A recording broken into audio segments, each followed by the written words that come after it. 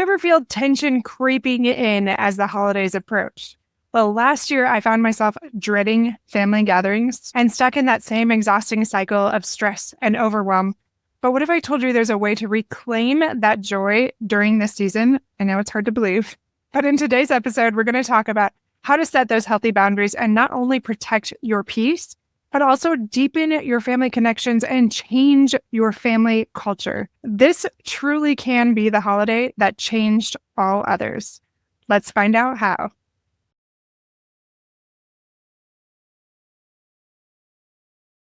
Welcome back, my friends, to episode number 172, Deck the Halls, Not Your Relatives. Kickstart your boundary revolution this holiday. We are back, and I feel like this is something that I want to bring up every holiday season because I have this influx of clients that want to talk about this for every session. And when my clients want to talk about it, and it's something that I'm experiencing, I know that it's something that you will care about. So no matter how many times you've heard it, it's important because truly, I'm a therapist and my husband's a therapist, and we still stress about these things and feel overwhelmed and tense about the holidays. So it's time to look at it from another angle and have an action plan about how we're going to change it. But before we go into that, I want to quickly remind you to go to fulfillmenttherapy.org to look at our new courses. Our courses are going to very much teach you these things that are game-changing, like boundary setting, like assertiveness, communication, deepening relationships. We have a course that's a personal growth course. We have a healing your home course that's going to be coming in the spring. The ones that are coming next semester, January 1st, are Find Your Focus. That's the first step in creating an online business and a podcast. And we also have Ignite Your Life, which is that personal growth course that will take your life to the next level, as well as Mend Your Marriage, which will do the same for your marriage. So go check those out, and I will not share more details about that right now. But let's get right into what I want to teach you about these game-changing things this holiday season. I want to start with a quick story. Actually, I have several from clients, but I had one come in recently, and I've been working with her for quite a while. And she just comes in now and then when things are a struggle as they pop up. And this one was about boundaries, and I am so impressed with how far she has come and standing up for herself and being assertive. And she's even doing things that I haven't done yet. And I learned from her example, and I wanted to share that with you today. What she did, she's like, you know what? I just want these tactical steps, like these tools that I can use to then take to my family. And we're going to do a family session as well. We identified that there's certain things that are very triggering now that she's had many family holidays and her kids are grown up. But it's become a family situation that is very tense. And they go into their old patterns very easily. That passive aggressive, like jabs or criticism. And then it escalates from there, and it's eye rolling and it's shoulder shrugging and it's sighs and just very passive aggressive communication that ends up making everyone more and more tense and just a volcano ready to explode. And by the end, you could cut that tension with a knife and everybody just wants to escape. If you keep doing that holiday after holiday, people don't want to keep coming back, neither the kids nor the adult. And the responsibility really does rest on everyone, especially if they're all adults, to change that family culture. So we talked about how we can do that in simple steps. And I've met with their family before and individually, many of them. But this time it was about, okay, we're going to have one session. I'm going to have one with you and one with all together. But we're going to identify some triggers. We're going to identify, and when I say triggers, some people don't understand what that means. Those big activators where you feel very threatened and you feel unsafe. Not that they're going to necessarily hurt you, but that you feel activated and very, like it reminds you of things in your past that you don't want to remember or that were very hard for you. And you feel very tense and unsettled and ready to fight, flight, or freeze. I guess you could respond in many different ways based on who it is. Anyway, she talked about what those were for her family, the different triggers, what kind of activates people. And then we talked about behaviors that she knew would activate different people, that she's already seen that pattern of. And then we just developed these very brief, concrete boundaries. And that can be difficult for people, but we just went through them. I'm like, okay, that's a little bit vague. What does that mean? I'm trying to think of the example. what does it mean to not have hostile gestures or aggressive gestures? What does that look like in your family?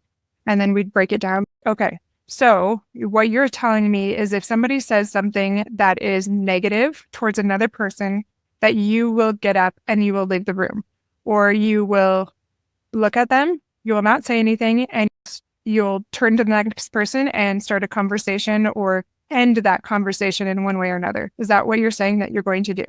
Yes, that's what I'm saying. Okay, so we can communicate with the family. This is what I'm doing. This is why I want to feel safe. This is the family culture that I want. Now, that's a lot to remember, but I am including in the show notes a free worksheet that you can use to go through these steps by yourself first. If you have a therapist, you can even go through this with your family, or you can do it with your family on your own if you feel like you can have this in a productive and safe way. All right. So that is just a very quick talk about one of those things that I had, but I had several clients that have talked about this recently that I want to share some of those perspectives with you as well. So boundaries are these essential limits that define where you end and others begin. So it's like this invisible line of respect in relationships, and that's confusing, I know. But during the holidays, these boundaries become even more important when we are navigating those complex family dynamics and even these different social obligations that might not be the case usually. When we understand and implement these healthy boundaries, though, you can actually, I promise you, actually enjoy the holidays and maintain your mental and emotional well-being. I know you're probably like, that's not possible. That's never happened before. It is possible now, my friends, and I'm going to give you ways to make it possible. And remember that it's still a practice. You're going to have to practice this for a few holidays until you get it right. But maybe you're really determined and this truly could be the game-changing holiday. Now let's talk about what boundaries are and what they are not. So they're personal guidelines that protect your well-being. They're not walls that shut others out, and they're not these methods or manipulations to control their behavior. I don't really like that word manipulation. It's more an influence, a positive influence. People do manipulate people, but that's not a healthy boundary. So these are flexible limits that allow us to engage with each other meaningfully while still, this is the key here, while still preserving our own needs and values. And I think that's why it's hard for people to stand up for their values or their boundaries sometimes, because they don't recognize that it is protecting their needs and values, and they don't even necessarily know what their needs and values are. So they're essentially telling people like, hey, walk all over me and do all these things because I don't even know what I need or want or what I stand for. But if they do know what their values and needs are, and they do have the confidence to stand up for themselves, it's just a no-brainer, right? Of course you would protect something that you very much value. Of course you would protect your family. Of course you would protect maybe it's your faith, maybe it's your self-esteem, whatever it is. There's so many things that we value. Maybe it's our freedom. And when people infringe upon those, you're going to do something to protect. I love it this way. If anything from this podcast episode, I want you to think of it this way. Boundaries are not walls. They're gates. And I hadn't really thought about it in that way before. But they allow us to let in what serves us well, what we appreciate and we respect, and keep out what doesn't. So you are teaching other people how to respond to you based on what you are letting through that gate and what you are not letting in. So if you're letting in like a bunch of people that just walk all over you, then you're not going to have much respect from others. So again, boundaries are not walls. They are gates. They protect the things that you value. Now let's talk really quickly about types of boundaries. There's boundaries for all sorts of things, like personal boundaries, physical boundaries for maybe personal space, like your bedroom. Maybe you don't want people in your bedroom that are strangers, obviously. But there might be emotional boundaries, like protecting our feelings. There might be mental boundaries. Maybe that's safeguarding your thoughts and your opinions around people that you don't feel are as safe. Maybe that's material concerning like your possessions or your money. Of course, you have boundaries probably around all these things already, but you didn't even really necessarily recognize them as boundaries. I want to give you some examples because that always seems to help me. But a physical boundary during the holidays might be setting a specific time limit for a family gathering so that you're not all so exhausted and running on fumes, because truly most of us are. We're like, oh, we don't see each other so a lot, so we really have to be together all day long. Truly, my favorite people are the ones that are like, man, I get so exhausted after 3 hours being together and I just need some downtime. So I'm going to go back to the hotel for a couple hours and then maybe I'll come back later and we can play games for an hour. Or maybe we'll just call it good and go home. And I'm like, thank you for saying that, because that's exactly how I feel. And everybody else was secretly thinking that. So be that brave one that's willing to talk about that this holiday season. This could also look like an emotional boundary of deciding not to talk about heated political discussions or even faith topics at the dinner table. Like, I know I've been a little bit gun shy and probably too passive with this, because I know that certain family members really value certain things, but in the process, I've allowed them to trample my value of faith too often. And now, is that their problem or is that my problem as well? Because I have allowed that to happen. And truly, it's both, right? We can each take ownership. So if this is happening and again, there's something you can do on your side of the street. And I'm getting better and better at this. But maybe sometimes like you're not coming face to face with it enough because it's during holidays. So you just think, oh, I'll just let it go again because I don't see them that much. That obviously is not working and it's not serving anyone. So maybe it's time to step forward with bravery, myself included. All right, let's talk about how we can make boundaries clear.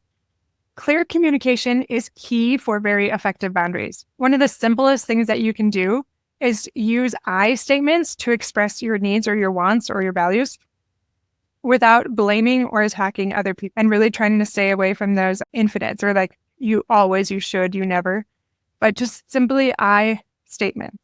And now be specific and direct when you communicate, leaving no room for misinterpretation. That is really hard. I know when I work with my clients and we troubleshoot or we work through what was said and what went wrong, it often is there where it wasn't very specific or direct, and the other people involved had no idea really what they were getting at or very specifically what it was they were wanting. Like with my client in that example I shared where she said, oh, what did she say again? I don't want like hostile behavior from you. Okay, what does that mean? And what will you do? I'm going to give you another example. So instead of saying, you always stress me out during the holidays, try instead to say something like, I need some alone time each day to recharge during our visit so that I can be my best self and not so reactive. And it can even be smaller than that. Just like, I just need some alone time each day to recharge. And that's it. That can be enough. You don't have to over-explain. Now, a lot of my clients get tripped up when it comes to the setting of the boundaries, but also the maintaining of those holiday boundaries or any boundary. But you can start by identifying what your needs are and potential stress points during the holiday season. I'm going to put this in the show notes in that sheet, and it will guide you through this step-by-step, how you can do this in a simple way. Now, think about those past experiences, though, like during the holidays, those times that have caused you a lot of discomfort or anxiety or depression, whatever that is. Like, as you think back on it, like, why was it so distressing? What happened? What was that key point that really activated you? Lamott said, no is a complete sentence. So there might be times in family dynamics where you just need to simply say no, and you don't have to over-explain. You don't have to go into a lot of detail, and they might be offended. But if it is clearly crossing a line and infringing upon your values, no is okay. And you model that for your kids too, which is amazing as well. So I want to give you permission, my friends, to decline invitations or requests this holiday season that don't align with your well-being or your values. That is okay. You do not have to explain when it is not in congruence with your values. For example, maybe they're playing games late at night and you get up really early, or you have a newborn, or maybe they're drinking and you don't drink and you don't want anyone to be offended, but it doesn't align with your values, and that's okay. You can just say, no, thank you. And that's it. It doesn't have to be more than that. How can you, in simple ways, though, enforce your boundaries? When you fill out the sheet that's in the show notes, by doing this in advance, you can plan your responses and troubleshoot this before it actually happens. So this preparation will help you stay calm when you're faced with those things, those cycles that you and your family get in over and over. And I'm going to give you another example here. So this was actually another client. She is trying to get sober. She has a family history of a lot of alcoholism and not really owning it. They're not going through sobriety, and it's causing a lot of stress for her in those family dynamics. So maybe there's a lot of alcohol consuming with your family gatherings, and it makes you uncomfortable. Decide beforehand that you're going to leave early if that occurs, and then share that with your family. They know that you are trying to get help, you're trying not to drink, that these things are triggering. So you could do a few different things there. Like you could have a family meeting about, hey, is it okay if we don't have alcohol? Or it could be, if that alcohol comes out, like that's fine. You can do what you want to do. And I'm just going to leave early when that happens. So it's again in delivery. Like, how are you doing that? Is it like a spiteful kind of manipulation, or is it just simply like, you are allowed to make your own choices and that's completely fine. And what is best for me and my personal mental health and wellness is to just leave when that happens. And that's totally okay. That's just something I'm choosing to do. Another example that I thought of is in my family, there's a big variety of beliefs when it comes to faith and different religious practices. And some people are triggered by prayer, and some people are triggered when there's no prayer. So it's like, how do you maintain that and be respectful to all parties involved, where you're not infringing upon their own beliefs and values? And this is just one suggestion. You could take it or leave it.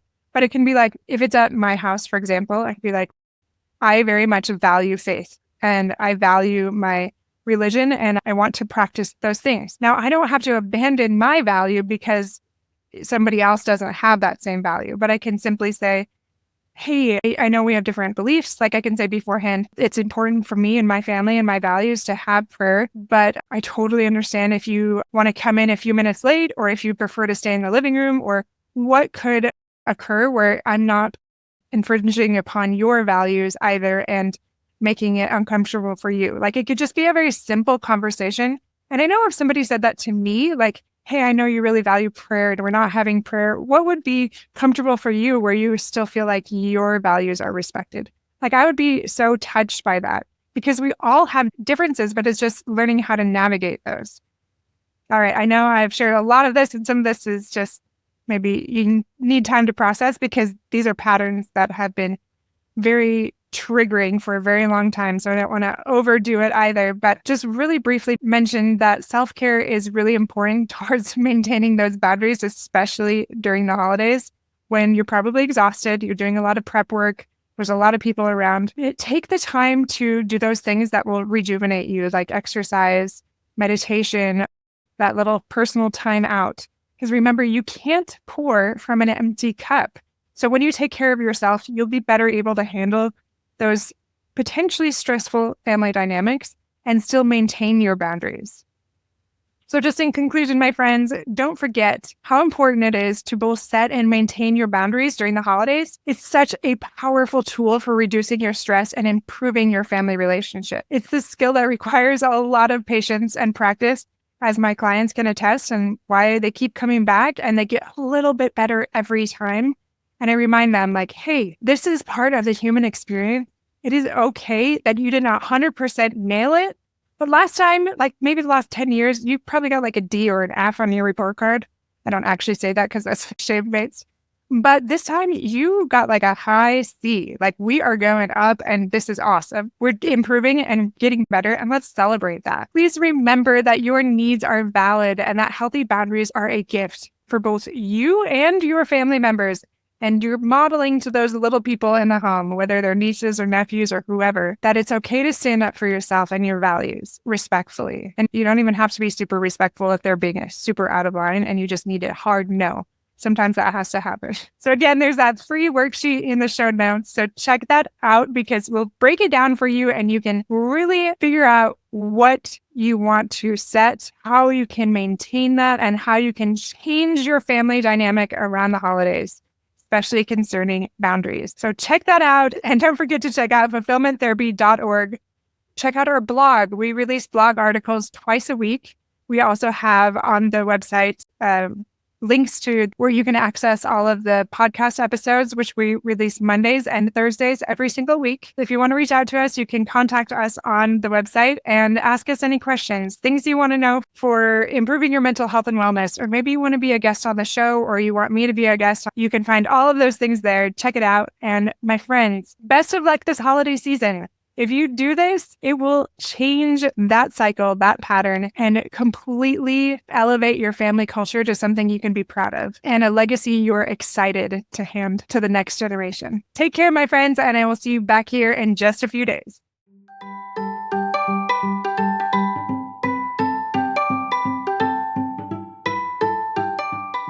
Hey friends, I hope you enjoyed today's episode.